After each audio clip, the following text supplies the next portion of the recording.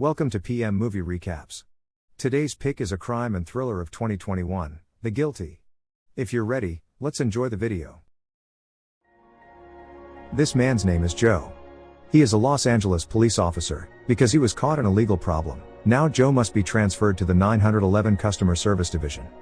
That afternoon Joe was very busy receiving lots of emergency calls from the public. On the first day working as 911 customer service, Joe was really tired of receiving the emergency calls that kept ringing every minute.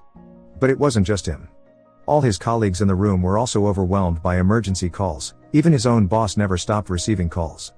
At this moment, Joe finally realized that his job as a 911 operator was very tough. Moreover, the city of Los Angeles is one of the cities with the highest crime rates in the United States. Not only that, the situation is now getting worse due to forest fires in most parts of the United States. Everyone in the room was too busy to even have time to just brew or buy sugar. While returning to work, Joe gets an emergency call from a woman named Emily. On the phone, Emily can be heard crying while speaking incoherently. Joe, feeling strange, plans to hang up the phone. But suddenly a man's voice was heard.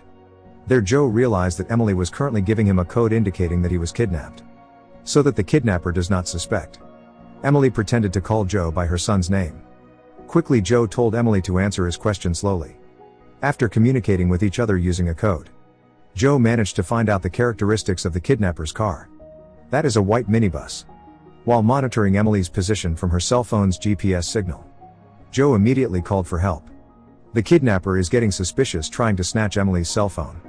In the midst of the panic, Joe told Emily to stay calm and call him later when she got the chance. When the call ends, Joe asked the nearest patrol police from Emily's location to close the access road and check every white minibus that passed nearby. But unfortunately, the policeman refused because he was busy dealing with the fire. He and other patrolling police tried to evacuate and it was impossible to close the road just to save one life. He then asked Joe to find out what the license plate number of the kidnapper's car was to make it easier for the police to find her. Hearing that, Joe was annoyed. But no matter how hard Joe pleaded, the police still told him to find out the license plate number of the kidnapper's car first. Joe then found the address information, as well as Emily's home phone number from the police data. When contacted, the phone was picked up by Emily's 5-year-old son, Ebby. While frightened, Ebby told Joe that earlier his father, Henry, came to the house carrying a knife and forced his mother into the car, leaving Ebby alone with his younger brother, Oliver. Ebby also said that now Oliver was sleeping in the bathroom. Hearing Ebby's story, Joe immediately found out information about Henry in police data. Then came all Henry's personal information. Starting from the address, car plate number, to Henry's criminal track record, who has been in and out of prison several times. Seeing these data, Joe is sure that Emily's husband is the abductor and that Emily is experiencing domestic violence. Worried about disturbing the other customer service, Joe decided to move rooms. Then tried to ask his superiors at the police station to help Emily. But his boss got angry and told him to focus more on solving his own case, rather than helping other people's cases.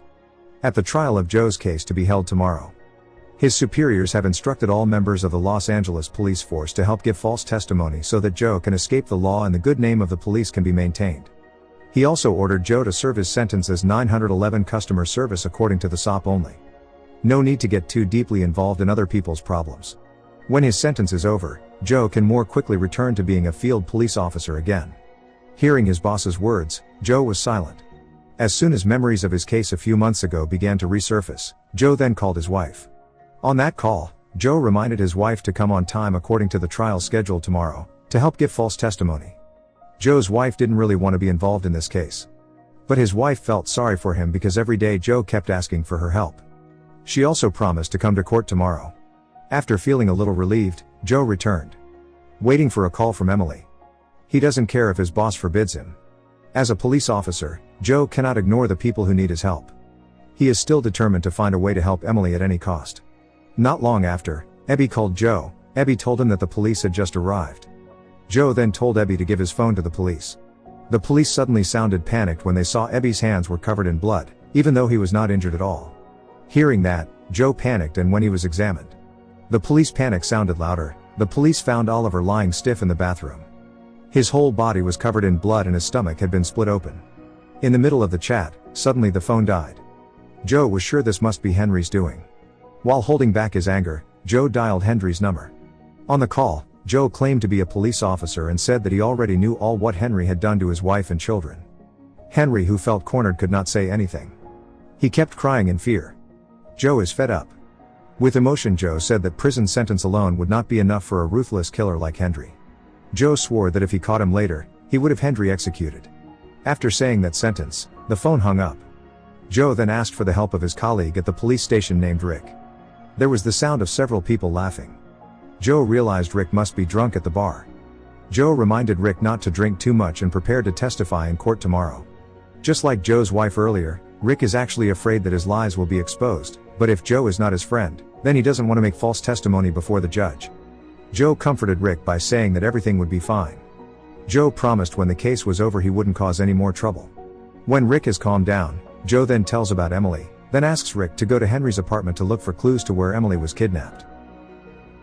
As Rick was gone, Emily suddenly called back. On the phone, Joe asked how Emily was doing. Emily also replied that she was sitting in the front seat of the car beside Henry. Joe asked again what is the speed of the car. Emily, who doesn't know about cars, can only answer that the car is going so fast that it scares Emily. In the middle of the conversation, Henry's voice was angry as he tried to snatch the cell phone from Emily's hand. Heard the commotion. Joe again asked if Henry was wearing a seat belt now. Emily answered, no. After getting a picture of the situation in the car, Joe then ordered Emily to immediately put on the seat belt and then pull the car brakes as hard as possible. Phone disconnected. Joe could only hope Emily would give him news soon. While waiting, he called the patrol police to check the location of the last GPS point on Emily's cell phone. The minutes passed, until Emily finally called again. She informs that Joe's plan failed. When she escaped earlier, Henry managed to catch her and now Emily is locked in the back of the car. Joe also calms Emily by saying that he has a second plan. Joe asked what hard thing was in there. After searching, Emily found a brick. Joe then told Emily to be ready when the car stopped later and Henry opened the back door, so Emily had to hit Henry's head with all his might with the bricks and then run as fast as he could from there. Slowly Emily stopped crying. Emily felt talking to Joe made her heart calm. There Emily vented. She didn't know the reason why Henry was angry even though she was just trying to get the snake out of her second child, Oliver's stomach. Joe was getting confused. He asked Emily to tell him everything in as much detail as possible. Emily also explained that Oliver had been crying all day without stopping, like he was holding back a stomach ache. Out of pity to see her son in pain, Emily decided to split Oliver's stomach and immediately Oliver stopped crying. How relieved Emily's heart was now that her son could be free from pain. Hearing all these stories, Joe was silent. It turned out that his suspicions had been wrong. Then suddenly Henry heard the sound of opening the back door of the car where Emily was locked, and as planned Emily hit Henry on the head with a brick. The phone was disconnected again. Not long after, Rick called and said that he had found a clue. After searching Henry's house, Rick found a bill from a mental hospital in the name of Henry's wife, Emily. Joe was so shocked. Trembling, he tried to call Henry, when the phone was picked up. Henry was heard crying in pain because his head was covered in blood from the brick impact. Henry tells that Emily has run far away. Henry then told Joe the truth. Henry's goal to bring Emily was to take her back to the mental hospital. Even though he knows the mental hospital will refuse because Henry has no money and his previous bills have not been paid, Henry is still determined to go there to protect his children. On the other hand, even though he is divorced, Henry still loves Emily. Henry was worried that if the police found out about Emily's actions, he would be arrested. After the phone hung up, Joe felt that it was all his fault. If only he hadn't helped Emily escape. If he had not interfered in other people's household affairs, then this event would not have happened. Not long after, Emily called again. Emily told him she was on a flyover. While answering question after question from Joe, Emily suddenly panicked when she saw that there was a lot of blood on her hands. Emily suddenly remembered what she had done to her own biological child. She kept crying, regretting her actions while repeatedly saying she didn't deserve to live in this world anymore. Even though she was calmed down, Emily was still crying hysterically. Emily then said that she wanted to jump under the flyover to follow Oliver to heaven. Joe's heart broke. He says whatever Emily's past mistakes, Emily still deserves to live. If there really is someone who doesn't deserve to live in this world, it's Joe himself. Joe knew exactly how Emily felt, because Joe had also killed people. While crying, Joe told all his sins. The sin that caused him to now have to serve his sentence. A few months ago, while still serving as a field police officer, Joe misfired and accidentally shot a young man on the street to death. Joe also informed that tomorrow he would attend the first trial of his murder case.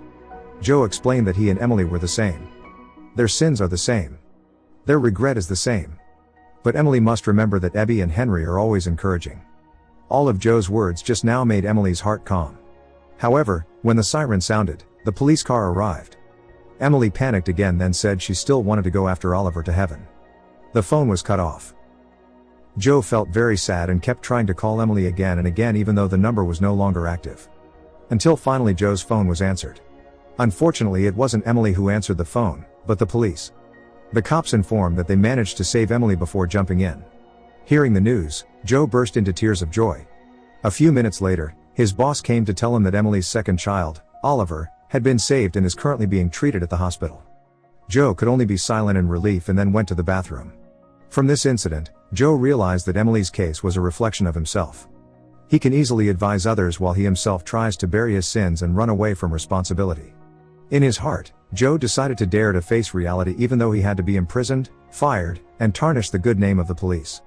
Joe will not run again. Joe then contacted the witnesses one by one in court tomorrow and asked them to testify honestly. Thank you for watching, but before leaving, please make sure that you click subscribe and turn on the notification so that you can enjoy watching more videos like this.